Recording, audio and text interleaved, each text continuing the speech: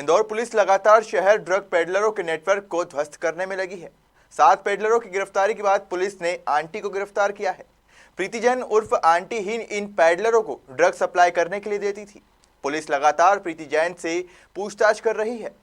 इंदौर में नशे का कारोबार लगातार बढ़ता जा रहा है, जिसके चलते पुलिस इन ड्रग्स कारोबारियों के खिलाफ कार्रवाई कर रही है।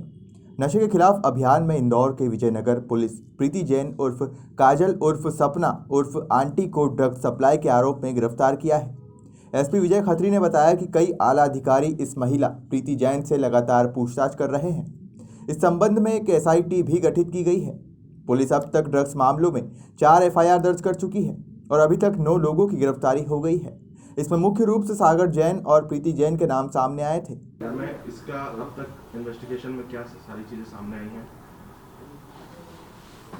ये मामला जो ड्रग एडिक्शन और युवा वर्ग को नशे की लत लगाने का है, जैसे जैसे इसमें हम गहरे घुसते जा रहे हैं वैसे वैसे नई नई जानकारियाँ हमारे सामने आती जा रही हैं। मामले की व्यापकता और गंभीरता को देखते हुए पुलिस महानिदेशक महोदय ने भी आईजी साहब को ब्रीफिंग की थी। आप लोगों को शायद पता ही है कि कल आईजी साहब ने भी थाना विजयनगर में बैठ करके पूरे मामले का रिव्यू किया रात को, और एक विशेष जांच दल एसआईटी का गठन किया गया है, जिसमें additional SP east Rajesh Raghuvanshi, CSP Vijaynagar, TI Vijaynagar और 3-4 सब इंस्पेक्टर रैंक के अधिकारी और इस तरह से कुल 10 लोगों की एसआईटी बनाई गई है। और इसमें जो इन लोगों से पूछताछ करने पे अभी तक हम लोग 4 मामले कर चुके हैं पंजीबद्ध, और 9 आरोपियों को गिरफ्तार कर चुके हैं, जिसमें मुख्य नाम सागर जैन और प्रीति जैन उर्फ आंटी का है। और उनसे पूछताछ में काफ़ी सारी जानकारी हमें मिली है। हमारे पास 18 तारीख तक का पुलिस रिमांड है।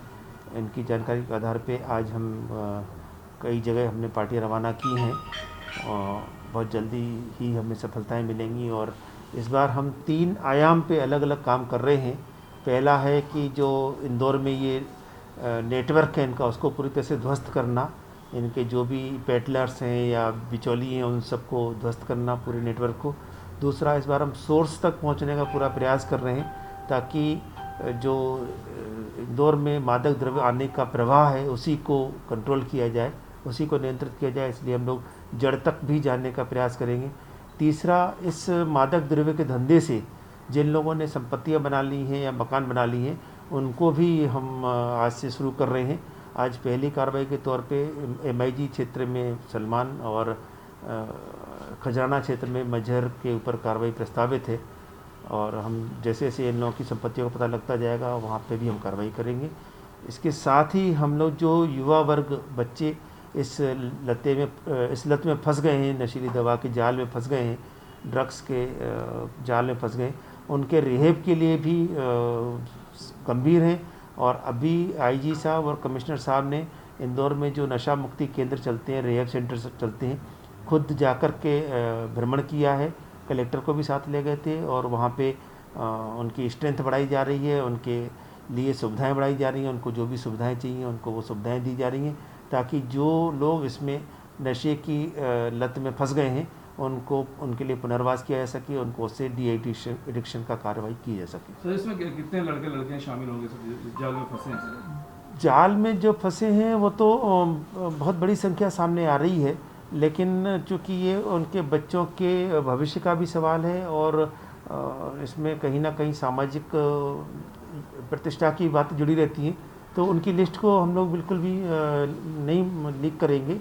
उसको गोपनीय तौर पे उनके पेरेंट्स को विश्वास में लेकर के, और अगर उनके पेरेंट्स की इच्छा होगी कि इनको हमें डी एडिक्शन करवाना है और रिहेब करवाना है, तभी उनकी विलिंगनेस से ही ये काम होगा। सर, ये पूरे आंटी का इसका पूरे जो ग्रोह में क्या रोल था, किस तरह से ये पूरे आंटी से जो अभी तक की पूछताछ में बात निकल कर के सामने आई है वो ये आई है कि आंटी माल लेके आती थी और यहाँ पे उसके बहुत सारे कस्टमर्स थे और बिचौलिए थे, पेडलर्स थे, उन सबको देती थी। वो लोग उसको जा कर के अलग अलग जगहों पे उसको करते थे, प्राइवेट पार्टियों में, पूल क्लब्स में, कैफ़े में, जिम में भी हमें पता चला है कि जिम में भी जो उनके ट्रेनर्स होते हैं जिम में, उनके थ्रू बच्चों को ये नशीली दवा दी जाती थी। लड़कियों के लिए लड़कियों को कहा जाता था कि इसको लेने से वज़न कम हो जाता है, और लड़कों को कहा जाता था कि इसको लेने से मसल्स पावर्स अच्छे हो जाते हैं, जो आप बॉडी बनाना चाहते हैं वो जल्दी बन जाती है। सर मोड ऑफ ऑपरेशन क्या है, कहाँ से ड्रग्स लाई जा रही थी, दिल्ली मुंबई में क्या कनेक्शन है? और इस क्या सब पे हम काम कर रहे हैं। हमारे पास दिल्ली के भी हैं कुछ नाम, बम्बई के भी हैं, गोवा के भी हैं, और सब पे हम काम कर रहे हैं। अगर देखा जाए तो पबों में जाते थे जैसे, तो पबों के अंदर हाई प्रोफाइल लोग रहते थे, तो क्या हाई प्रोफाइल लोग भी निशाने पर आएंगे? नहीं, मैंने जैसा आपको बताया, जो यूजर्स हैं उनके खिलाफ अभी हम एक्शन की बात नहीं कर रहे हैं, उनके हम पुनर्वास की बात कर रहे हैं, उनके लिए नशा मुक्ति केंद्रों में उनके लिए सुविधाओं की बात कर रहे हैं। तो उनके ऊपर हम अभी कार्रवाई प्रस्तावित नहीं कर रहे, अभी तो हम इस नशे के सौदागरों के ऊपर कार्रवाई करेंगे। सर, ये आंटी जो है वो लड़कियां भी उपलब्ध कराती थी लड़कों को, ग्राहकों को? अभी वो वाला कनेक्शन इसका नहीं मिला है। हालांकि ये सारा जो नेटवर्क है ये बांग्लादेशी युवतियों के देह व्यापार से जुड़ा हुआ ही है। वहीं से हम लोग आगे बढ़े थे, और वहीं से हमें पता चला था कि उन लड़कियों को ड्रग्स दे करके, विशेषकर MDMA दे करके उनको आदी किया जाता था, और जिससे उनसे ज़्यादा उनका शोषण किया जा सके। सर इसी क्या इनके मकान भी ध्वस्त किए जाएंगे? बिल्कुल किए जाएंगे, उनकी पूरी हम जानकारी जुटा रहे हैं। सर इसी पे मेरा सवाल है, अब तक जैसे बांग्लादेशी युवतियों को कितनी युवतियों को मुक्त कराया गया, और इस पूरे मामले में कितने मुख्य आरोपी बने हैं? अगर हम बात जो देह व्यापार वाला मामला था उसमें भी हमने 4 मामले रजिस्टर्ड किए थे। कुल मिलाकर के 30 आरोपियों को गिरफ्तार किया गया था, जिसमें 7 महिलाएं थी, 23 पुरुष थे, और कुल 21 लड़कियों को मुक्त कराया गया था, जिसमें से 11 अवैध रूप से भारत लाई गई बांग्लादेशी युवतियां थी, और 10 महिलाएं, उसमें 5 बांग्लादेश की थी, 1 बिहार की, 1 राजस्थान की, और 3 बम्बई की थी। इस तरीके से लड़कियों को मुक्त कराया गया था। सर युवतियों का ड्रग्स कनेक्शन क्या था सर, जो युवतियां पकड़ाई थी?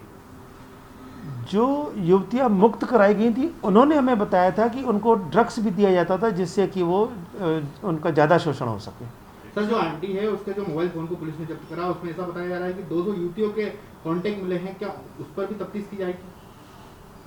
उनके पुनर्वास और उनको इस लत से, इस जाल से बाहर निकालने की कार्रवाई की जाएगी। सर सबसे महत्वपूर्ण हो जाता है कि इस गैंग ने आपदा का अवसर बनाया है। आज तक रेस्टोरेंट इन सब चीज़ों में तो ड्रग्स को लेकर काफ़ी सारी चीज़ें सामने आई हैं, लेकिन जिम इसमें एक नया कंसेप्ट है कि जिम के जो ट्रेनर्स थे उन तक ड्रग्स पहुंचाना, नए युवाओं, नए उम्र के युवा युवतियों को इसका एडिक्ट बनाना। कितने ओवरऑल इंदौर शहर की बात करें 100 से ज़्यादा जिम है, कौन कौन से अभी तक फिलहाल जिम जो है वहाँ पर पुलिस का फोकस रहेगा कि यहाँ तक ये पेडलर जो पहुँचा है और इनको नशे का एडिक्ट बनाया है? आने वाले कुछ ही दिनों बाद हम सभी जिम संचालकों की मीटिंग बुलाने वाले हैं, जिसमें हम IG साहब से भी अनुरोध करेंगे कि वो भी इस मीटिंग में आएंगे, और सभी जिम संचालकों को इस बार सख्ती से बता दिया जाएगा कि यदि किसी भी तरीके की सूचना मिलेगी तो उनके जिम को सील करा दिया जाएगा। और अभी जहाँ जहाँ की हमें सूचना है वहाँ के हमने ट्रेनर्स को अरेस्ट किया है। हमने अभी तक 3 ट्रेनर्स को अरेस्ट किया हुआ है। जो इस ड्रग्स के जो 4 मामले मैंने बताया उसमें 9 लोगों को गिरफ्तार किया है, उसमें 3 जिम के ट्रेनर्स भी हैं। सर, आंटी की संपत्ति के बारे में जानकारी लगी, कितने रुपए, करोड़ों रुपए? अभी तक तो उसने नहीं बताया है इस तरह की कोई भी जानकारी। उसने जिस मकान में थी उसको किराए पे लेना बताया है, लेकिन हम उसकी बात पे विश्वास नहीं कर रहे हैं, हम अपने सोर्सों से पता लगा रहे हैं। कितने समय से संचालित हो रहा था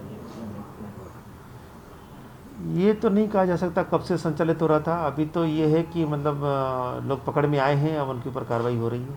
सर, सागर जैन को पहले भी पुलिस ने पकड़ा था, खैराना में पकड़ा था, उस समय भी इसकी कनेक्टिविटी आंटी से हो गई, उस समय क्यों नहीं कार्रवाई की गई, क्या कारण रहे? इसको भी उसके बारे में मुझे कोई जानकारी नहीं जांच में लिया है। उसके बारे में कितने की खपत होगी या कितने तक का अभी खपत कर दिया होगा या लोगों तक पहुंचाया? नहीं, अभी तो जैसा कि आप लोगों को पता है कि अभी तो लॉकडाउन ही चल रहा था बहुत दिनों से, तो इन्होंने बस शुरू किया ही था और पकड़ में आ गए। इसलिए अभी तो नहीं कह सकते ऐसा कि बहुत ज़्यादा काम उनका हो गया था, और हमें बड़ी मात्रा में माल मिला भी नहीं है। उससे यही उनका भी यही कहना है कि अभी हमने शुरू ही किया था, अभी तो कुछ ही दिन हुए थे। गौरतलब है कि बांग्लादेशी युवतियों की देह व्यापार में पकड़ाई गई महिलाओं से पूछताछ में महिलाओं ने बताया था कि उन्हें MD नाम की ड्रग्स दी जाती थी, जिससे उनका शारीरिक शोषण ज़्यादा से ज़्यादा किया जा सके। पुलिस ने देह व्यापार में 30 आरोपियों को गिरफ्तार किया था, जिसमें से 21 लोगों को इनके चंगुल से मुक्त कराया गया था, जिसमें से 11 बांग्लादेशी महिलाएं भी शामिल थी। इंदौर से हार्दिक प्रजापत की रिपोर्ट।